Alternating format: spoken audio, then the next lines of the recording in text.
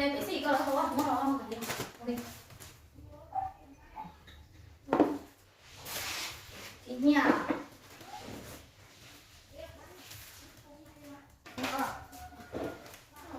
Nó.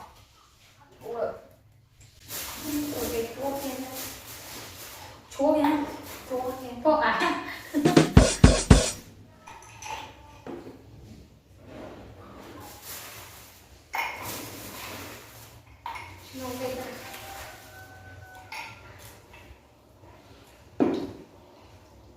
Ba khơi nó thực ra mình chỉ có gì ăn nhưng mà mình có con nhưng mà có to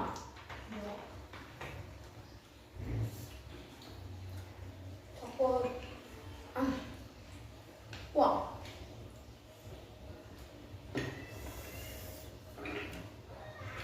này cái này chỉ cần họ thôi tôi còn nói chỉ tôi nó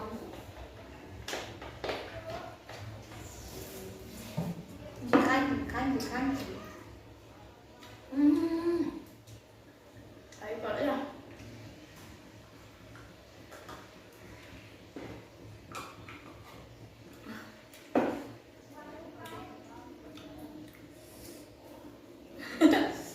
thì kia rồi đâu cái kia thằng nhau thì kia thằng nhàng được cái khuôn này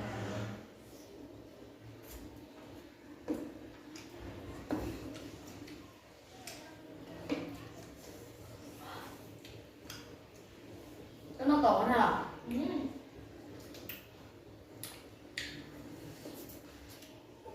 chỉ tiêu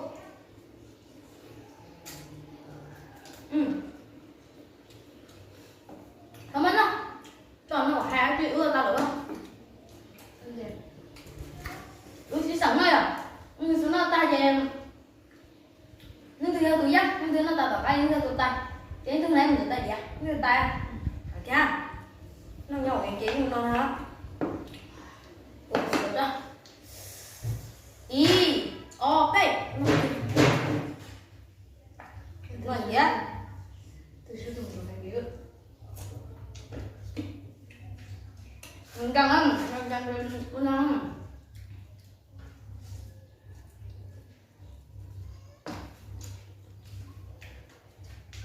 không sao vậy chọn không là chọn con ba lô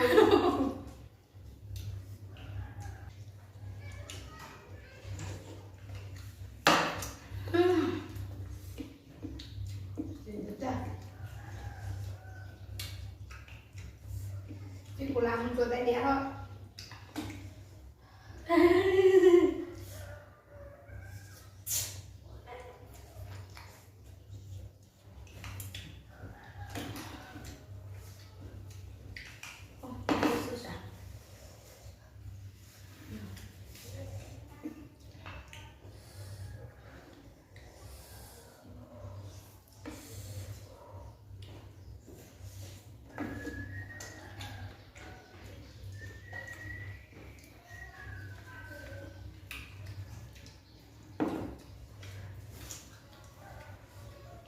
chẳng nó yếu qua đi nữa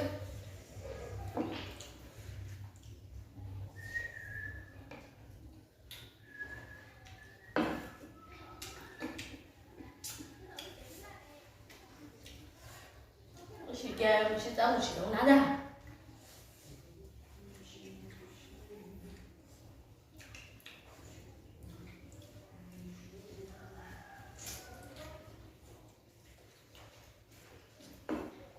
ok nào nên nhớ cả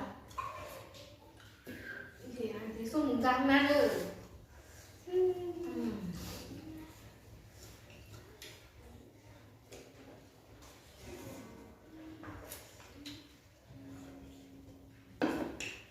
vẫn như là tả không được tả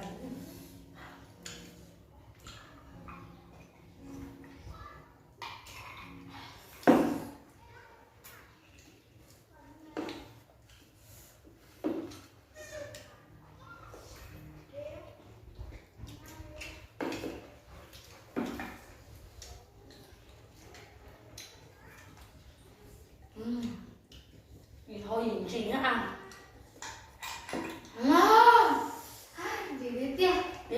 nó con gì Đi xem tay cả nữa. Chẳng ăn cái lúc lồng đâu. nó có niềm đâu đấy đã ưa cho cái miệng mà mình cặp hoa nó tạm mình chỉ ba Gì đâu ơi.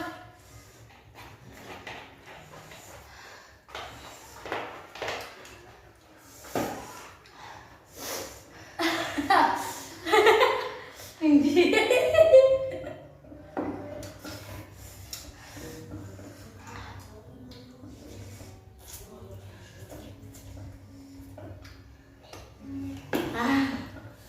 nó chẳng phải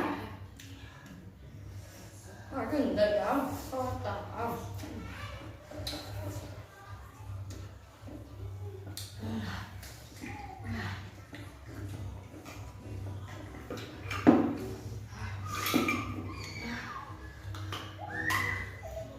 bị đau ô con Gì đâu.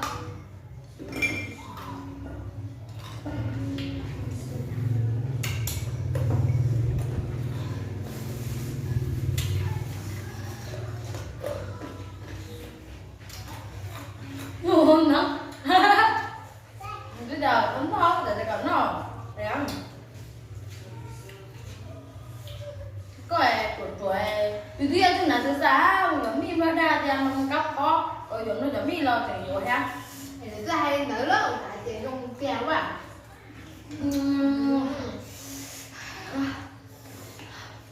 Bây giờ mình làm vô đây gì ạ? chứ cũng vẫn ngò yeah